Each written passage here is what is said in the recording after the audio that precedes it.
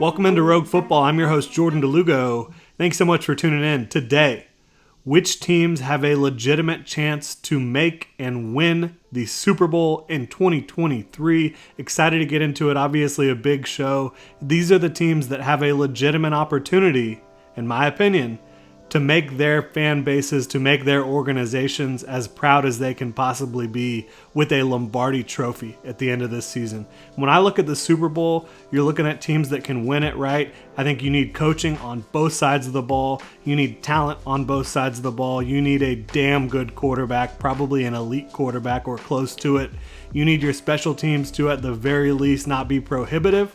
And you're also going to need some injury luck and things to fall into place for you. So we can go ahead and dive into it here. I've kind of got a first and second tier of teams that I believe can make the Super Bowl and win the Super Bowl here in 2023. We'll dive into it first. If you enjoy the content, please like, subscribe, hit that notification bell so you don't miss a show here. Really appreciate y'all tuning in. Trying to get to 1,000 subscribers as fast as possible. So if you do anything, please just hit that subscribe button if you enjoy the content here. Now, getting into these Super Bowl teams, potential Super Bowl teams, I think when you look at the NFC, there's not a lot of options, right? I think it's a two-horse race just as it was in 2022. I think you look at the Eagles and you look at the 49ers. Yes, there have been some big changes for both of these teams heading into 2023. The Eagles obviously lost both coordinators. They lost a good chunk of their defensive talent, but they replenished. They've prepared for this, in my opinion. I think you lose Javon Hargrave, you've got Jalen Carter to come in, a guy that could be one of the most disruptive young interior defensive linemen in the league from the jump. You've seen flashes from him already for the Philadelphia Eagles. You lost a lot at linebacker. You have Nakobe Dean. You have a couple other guys that you've brought in as well that can potentially get the job done for you. Of course, you have your corners locked in. You love those guys as well. I think the Eagles, their defense might not be as good in 2023 as it was in 2022. In fact, I don't think it will be. I think there will be some regression there. However, I think you look at their offense and it could be even better. Jalen Hurts, another year of maturation. You've got Devontae Smith. You've got A.J. Brown. You've got a talented backfield and one of the most talented offensive lines in the game. And, of course, Dallas Goedert, one of the best tight ends in the game. So I think the Eagles very much are still in it in the NFC. I think they, along with the San Francisco 49ers, should be the favorites to come out of the NFC, and I'd be shocked if any other team does come out of the NFC. You look at the 49ers, they obviously lost their defensive coordinator. Some of their staff went over to Houston with D'Amico Ryans, but you're able to bring in Steve Wilks to be the replacement defensive coordinator. I don't think you could get anything better because not only is he a very good seasoned defensive coordinator, but he's a guy that runs a lot of the same systems and schemes that D'Amico Ryans ran when he was there. So I don't think there's going to be a big change in terms of what he's asking his guys to do. He's still got incredible talent on that side of the ball in San Francisco. And on offense, you've got Kyle Shanahan dialing it up, a full offseason to get ready for Christian McCaffrey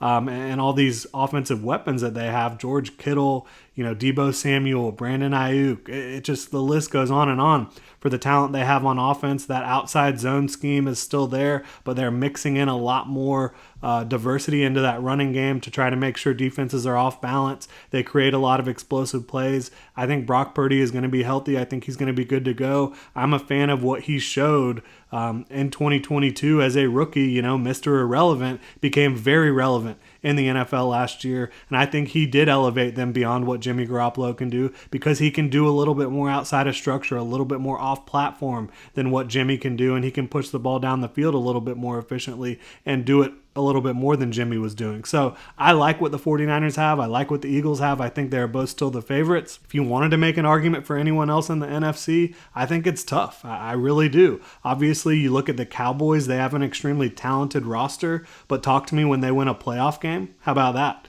The Seahawks, I like what they have as well, but there's flaws. I think Geno Smith, his ceiling is probably capped a little bit. I think he's a very fun quarterback, a good quarterback. I think you look at the Vikings, same thing. I think they have a lot of talent on the offensive side of the ball. Could be one of the best offenses in the league, but you just know at some point the bottom is going to fall out and for Kirk Cousins in a big game. It's just kind of his MO. And defensively, I love bringing in Brian Flores for them, but is all the talent there that he needs to get them where they need to go? I'm not sure. So in the NFC, for me, it's a two-horse race. It is the Eagles. It is the 49ers once again in 2023. We'll see how it plays out there. Could have big egg on my face after the season. We'll see. But looking at the AFC, I think this is where you have a ton of legitimate contenders. And I do have the Chiefs, Bengals, and Bills at the top here of this list. I think all three teams, they've been the class of the AFC over the last several years. I think that could continue. I think they will still be towards the top, but I do think there's some teams that could come in and steal the show, play spoiler a little bit. But for the Chiefs, you still have Patrick Mahomes. You still have a very good offensive line, plenty of skill position talent, and of course Travis Kelce. On the defensive side of the ball, I'm assuming Chris Jones comes back. You have talent at all three levels, and you have a defensive coordinator who has won the Super Bowl 3 times now, I believe, as a defensive coordinator. So a guy who really knows how to get the job done back there on that defensive side of the ball for the Chiefs. I think they are the contender in the AFC, but it's going to be tough. It's going to be a gauntlet this year. The Bengals, Joe Burrow, obviously you have an incredible amount of offensive talent on that side of the ball too, with Jamar Chase, with Tyler Boyd, with T. Higgins, with Joe Mixon. They have an improved offensive line. I think the Bengals defensively, I love Lou Anarumo. I think he's one of the best defensive coordinators in the game today. I think you look at what he brings to the defense. They're able to change. They're able to be kind of a chameleon week to week, change and adapt to who they're playing against. They've got a lot of talent. They obviously lost their top 2 safeties, which I do think matters, but they've kind of been preparing that. Bringing in Daxton Hill last year in the draft, a really athletic safety. You also brought over a veteran from the Rams, and you drafted Jordan Battle out of Alabama this year. So I think they have enough to hold up defensively. I think they have a great defensive front. Linebackers, I think their corners can get the job done. So I think the Bengals are right there as well. And I don't know that there's another quarterback besides maybe Patrick Mahomes that you'd rather have in the clutch than Joe Burrow, right? Looking at the Buffalo Bills, a lot of people have kind of been down on them. The shine is kind of worn off. They haven't really made that push for the Super Bowl that a lot of people have been expecting. But they had some horrible injury luck last year. I think Josh Allen was playing through injury as well. I think the Bills, what they've done with their offense, being able to be more physical up front, now that you've added O'Cyrus Torrence, you've added Latavius Murray and Damian Harris, 2 guys that bring more power than they have had in their backfield. I think that they're going to be able to ground and pound a little bit more if they want to. I think James Cook is going to be a great receiver for them out of the backfield. And adding Dalton Kincaid, I think, gives them a legitimate chain mover, a guy that will get open against man coverage, a guy that will get open against zone coverage. He has great feel as a route runner, as a pass catcher, very good hands. I think he gives Josh Allen a legitimate threat over the middle of the field. You still have Stephon Diggs. You still have Gabe Davis, who you can hit deep. I think the Bills are being undervalued, and I know they lost some on defense this year. They lost Leslie Frazier, but you don't know. That could be an upgrade when you look at Sean McDermott's aggressiveness on the defensive side of the ball. They brought in Leonard Floyd. Von Miller will be back at some point. I think the Bills still have a legitimate chance to win the AFC if they have some better injury luck heading into the playoffs this year. And that brings us into kind of our tier 2 in the AFC for me this year. I think you've got 5 teams that really could come up from the ranks of the mid-tier to actually overtake the top teams in the AFC, and we'll dive into it. I think the Jaguars have a very good chance. Obviously, I'm a Jaguars guy here, got the Duval hat on, but I think the Jags, when you look at Trevor Lawrence, you look at Doug Peterson, you look at all the offensive talent that they have, and then they do have a defense that's opportunistic, a defense that can turn you over, a defense that can be very aggressive with Mike Caldwell. I don't think that they're going to be an upper echelon defense in 2023 by any stretch, but I do think that they can get into that middle tier and be a defense that forces turnovers, that can put you in some difficult situations, that can confuse you up front. For sure.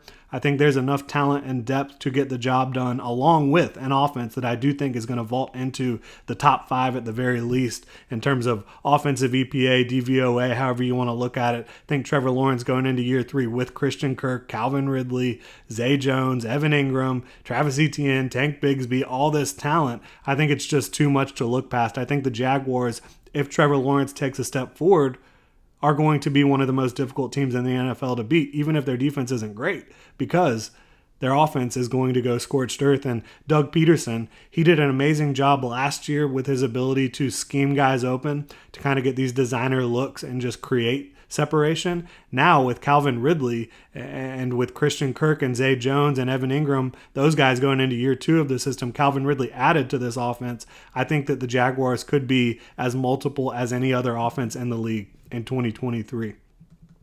Now, looking at the rest of these teams, I think the New York Jets, they have a chance. They have great talent on both sides of the ball. The big question here, can the offensive line hold up? I think they're moving in the right direction there with Dwayne Brown scheduled to come back, with Mekhi Becton getting back out there at offensive tackle. So I think the Jets, as long as they can hold up on those ends of the offensive line, they can get the job done at a high level. Aaron Rodgers is still such a stud in the NFL, Throwing it to Garrett Wilson, the best receiver he's had since Devontae Adams, obviously, did not have that level of talent in Green Bay last year. They have Corey Davis. They have Allen Lazard. They have a lot of quality receivers. They have good tight ends. They have good interior offensive line play, in my opinion, and one of the very best defenses in the league from top to bottom. They are incredibly talented. From the defensive line to the linebackers to the safeties to the corners, it does not get much better than what the Jets have from a personnel standpoint on the defensive side of the ball. So I think they could come in and definitely make some noise in the AFC playoffs. I think the Baltimore Ravens, who have a tough road to the playoffs with one of the toughest divisions in the NFL, obviously the Bengals at the top of that division, but you've got the Steelers, who I think made a late charge, who are going to be a tough team to beat in 2023, and the Browns, who should be improved as long as Deshaun Watson can play at even an average starting quarterback level. But looking at the Ravens, if everything hits with Todd Monken bringing in this new offense, with Zay Flowers, with OBJ, with a defense that, while young, does have some talent at pass rush, I think that the Ravens could be a Super Bowl contender if things hit right, because they could still have that dominant running game with Lamar Jackson, with the backs that they have, J.K. Dobbins, etc., and then have a wide open passing game with Mark Andrews, Zay Flowers, Odell Beckham Jr., and the rest of those guys that they have. So the Ravens definitely could hit. I think it's a little bit less likely just because of the road that they have to go down to get there. It's going to be really difficult in the AFC North. You look at the Los Angeles Chargers. They made the playoffs last year, had the debacle in Jacksonville where the Jaguars were able to come back from 27-0, but they dealt with a ton of injuries last year. A lot of people like to kind of ignore that fact, but if the Chargers, and we say this every year, if the Chargers can just be a little bit more healthy down the stretch, I think that they have a legitimate chance to be one of the best teams in the AFC. And with Justin Herbert throwing the ball to Mike Williams, to Keenan Allen, you add Quentin Johnston to that mix. Austin Eckler's still a great back out of the backfield, receiving back for them. I think there's a chance. And they have a quality offensive line. They have a very talented defense as a whole. I think if you have a little bit better injury luck, the Chargers, they could shock some people. Now, my final team here, and similar to the Chargers, I think injuries are going to be a big factor for the Miami Dolphins, who you've already seen having issues on the offensive line with their starters. Teron Armstead seems to always be hurt. You've had some other guys go down as well. Jalen Ramsey went down for them. Don't know when he's going to be back. So I think that there's a lot of great stuff going on in Miami. I think that, they're talking about even trading for Jonathan Taylor now, which would make their backfield absolutely unbelievable. But you worry about the quarterback's health with Tua with the concussions. I also worry that Tua just doesn't really have that elite quarterback in him. Yes, he is throwing the ball to Tyreek Hill and Jalen Waddle. And you've got this Mike McDaniel offense that's went scorched earth early on in the season in 2022. Teams kind of figured out how to get physical and kind of limit their efficiency with Hill and Waddle there. But yeah, I think that there's a ton of offensive talent. There's a ton of defensive talent. Vic Fangio, one of the best defensive minds in the game today, defensive coordinator for them this year. So yeah, I do think they have a shot. They're going to need to stay healthy. They're going to need to be able to keep Tua upright, which I question if their offensive line really has the ability to do that, especially with the injuries you've seen. But if things click into place for this Miami Dolphins football team on the defensive side of the ball, and Tua is able to stay healthy, and you obviously have Tyreek Hill and Jalen Waddle, yeah, I do think that they could just be an unbelievable offense and a defense that kind of is right there with the offense with the level of talent that they have. Adding David Long, if Jalen Ramsey can get back to full health, I love what they've got at safety as well. Up front, Christian Wilkins is unbelievable. Jalen Phillips, they've got just so many talented guys. Bradley Chubb as well. So I think that the Dolphins, they will have a chance if they can stay healthy. But that'll do it for my teams that I believe have a legitimate chance to win the Super Bowl in 2023. Like I said, I think those first 5 teams we talked about have the best chance, but I would not be surprised with any of those bottom 5 teams that we talked about in the AFC coming up and stealing the show, making things interesting. Thank you so much for tuning in. If you enjoy the content here, please like, subscribe, hit that notification bell. The number one thing you can do to help us is hit that subscribe button. Trying to get to 1,000 subscribers so we can monetize here. Really appreciate you. Have a good one.